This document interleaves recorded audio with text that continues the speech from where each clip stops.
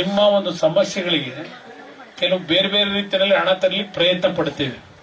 ಮಂಜು ಅವರು ಹೇಳಿದಂತ ರೀತಿಯಲ್ಲಿ ಇವತ್ತು ವಿರೋಧ ಪಕ್ಷದಲ್ಲಿ ಶಾಸಕರೇನಿದ್ದಾರೆ, ಬಹುಶಃ ಅವ್ರಿಗೆ ಕಷ್ಟ ಇದೆ ಕೆಲಸ ಮಾಡ್ಲಿಕ್ಕೆ. ಯಾಕಂದ್ರೆ ಈಗಿನ ಸರ್ಕಾರದಲ್ಲಿ ಆಡಳಿತ ಪಕ್ಷದಲ್ಲಿರ್ತಕ್ಕಂಥ ಶಾಸಕರ ಕ್ಷೇತ್ರಗಳಲ್ಲೇ ಅಭಿವೃದ್ಧಿ ಅಂತಕ್ಕಂಥದ್ದು ನಾವು ಕಾಡ್ಲಿಕ್ಕೆ ಸಾಧ್ಯ ಆಗಿಲ್ಲ. ಈಗ ಮನೆ ಕೊಡ್ತಕ್ಕಂಥ ವಿಷಯದಲ್ಲಿ ಹೇಳಿದ್ರು, ಇವತ್ತು ಈ ರಾಜ್ಯದಲ್ಲಿ ಆಶ್ರಯ ಮನೆ ಕೊಡೋದನ್ನೇ ಸರ್ಕಾರ ಮರೆತೋಗಿದ್ದಾರೆ. ಕಾರಣ ದುಡ್ಡಿಲ್ಲ.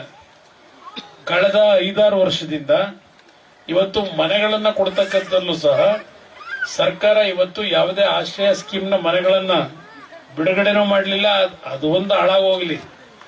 ಇವತ್ತು ಎಷ್ಟು ಗ್ರಾಮ ಪಂಚಾಯಿತಿಗಳಿಗೆ ಎಷ್ಟು ಅನುದಾನ ಕೊಟ್ಟಿದ್ದಾರೆ. ತಾಲೂಕ್ ಪಂಚಾಯತಿ, ಜಿಲ್ಲಾ ಪಂಚಾಯತಿ ಚುನಾವಣೆನೇ ನಡೆಸ್ತಿಲ್ಲ 3-4 ವರ್ಷ.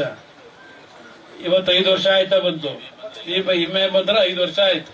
ತಾಲೂಕ್ ಪಂಚಾಯತಿ ಚುನಾವಣೆ ಇಲ್ಲ, ಜಿಲ್ಲಾ ಪಂಚಾಯತಿ ಚುನಾವಣೆ ಇಲ್ಲ.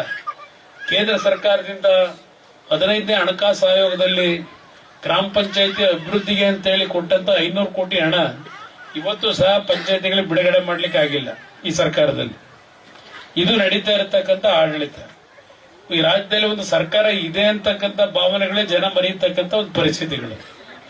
ಇವತ್ತು ನೀವೆಲ್ಲ ನೋಡ್ತಾ ಇದ್ದೀರಿ. ನಿನ್ನೆ ದಿನ 15% ಬಸ್ ದರ ಏರಿಕೆ ಮಾಡಿದ್ದಾರೆ.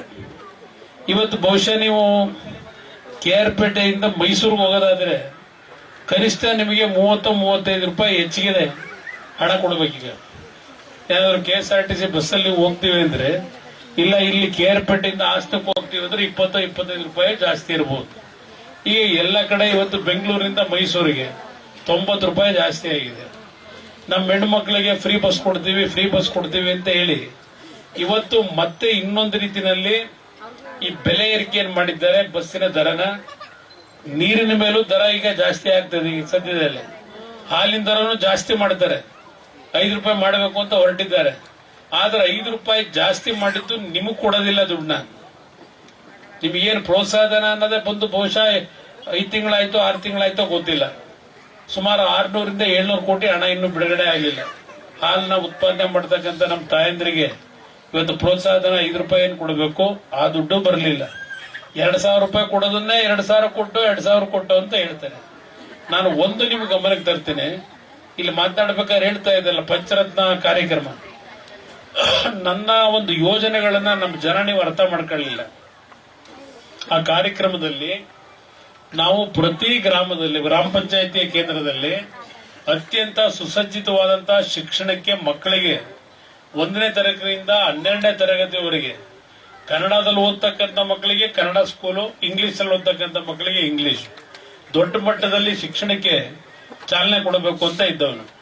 ಅದಷ್ಟೇ ಅಲ್ಲ, ಪ್ರತಿ ಗ್ರಾಮ ಪಂಚಾಯಿತಿಯ ಕೇಂದ್ರಗಳಲ್ಲಿ 30 ಬೆಡ್ಡಿನ ಆಸ್ಪತ್ರೆಗಳನ್ನು ಕಟ್ಟಿ ಪ್ರತಿಯೊಂದು ಆಸ್ಪತ್ರೆಯಲ್ಲಿ ಡಾಕ್ಟರ್ಗಳು, ನರ್ಸ್ಗಳು ನಿಮ್ಗೆ ಹಳ್ಳಿನಲ್ಲಿ 24 ಗಂಟೆ ನಿಮ್ಗೆ ಸೇವೆ ಕೊಡ್ತಕ್ಕಂಥ ಒಂದು ವ್ಯವಸ್ಥೆ ತರಬೇಕು ಅಂತ ಇದ್ದವನು. ಅದ್ರ ಜೊತೆಗೆ ಪಂಚಾಯಿತಿ ಮಟ್ಟದಲ್ಲಿ ನಮ್ಮ ರೈತರು ಬೆಳೀತಕ್ಕಂಥ ಬೆಳೆ ಮಾರಾಟ ಮಾಡತಕ್ಕಂಥ ನಿಟ್ಟಿನಲ್ಲಿ ನಿಮಗೆ ಯಾವುದೇ ರೀತಿಯ ಬೆಲೆ ಕುಸಿತ ಆದಾಗ ಅದನ್ನು ಯಾವ ರೀತಿ ಸಂರಕ್ಷಣೆ ಮಾಡ್ಕೋಬೇಕು, ಮಾರುಕಟ್ಟೆಯಲ್ಲಿ ಯಾವ ರೀತಿ ಮಾರತಕ್ಕಂಥದ್ದಕ್ಕೆ ಬೆಲೆ ಏರಿಕೆ ಆದಾಗ ಅದನ್ನು ಮಾರಾಟ ಮಾಡತಕ್ಕಂಥ ಹಲವಾರು ರೀತಿ ಯೋಜನೆಗಳನ್ನು ಅದರಲ್ಲಿ ಅಳವಡಿಸಿದ್ದೆ. ಮತ್ತೆ ಪ್ರತಿ ಕುಟುಂಬದ ಮಕ್ಕಳಿಗೆ ಉದ್ಯೋಗ ಇರಬಹುದು, ಹೀಗೆ ಮತ್ತೆ ಮನೆ ಕಟ್ಟತಕ್ಕಂಥದ್ದು. ಇದೆಲ್ಲ ಯೋಜನೆಗಳನ್ನ ನಾನು ಪಂಚರತ್ನ ಕಾರ್ಯಕ್ರಮದಲ್ಲಿ ಇಟ್ಟಿದ್ದೆ. ಅದ್ರ ಜೊತೆಗೆ ಎಲ್ಲದಕ್ಕಿಂತ ಹೆಚ್ಚಾಗಿ ನಮ್ಮ ಕುಟುಂಬದಲ್ಲಿ ಯಾವುದಾದ್ರೂ ಒಂದು ಕುಟುಂಬದ ಮಗಳನ್ನ ನೀವು ಮದುವೆ ಮಾಡಿ ಗಂಡನ ಮನೆಗೆ ಹೋಗಿ ಆ ಹೆಣ್ಣು ಮಗಳು ತಾಯಿಯಾಗಿ ಮಗುಗೆ ಜನ್ಮ ಕೊಡ್ತಕ್ಕಂಥ ಸಂದರ್ಭ ಬಂದಾಗ 6ನೇ ತಿಂಗಳಿನಿಂದ ಪ್ರಾರಂಭ ಮಾಡಿ 9ನೇ ತಿಂಗಳು ಮಗು ಹುಟ್ಟೋವರೆಗೆ 3 ತಿಂಗಳು, ಮಗು ಮುಟ್ಟಿದ ಮೇಲೆ ಮತ್ತೆ 3 ತಿಂಗಳು, ಸುಮಾರು 36,000 ರೂಪಾಯಿನ 3,000 ತಿಂಗಳಿಗೆ ಆ ತಾಯಿ ಮಗುವಿನ ಆರೋಗ್ಯಕ್ಕೋಸ್ಕರ ಕೊಡ್ತಕ್ಕಂಥ ಒಂದು ಯೋಜನೆ ತರಬೇಕು ಅಂತ ಇದ್ದವನು.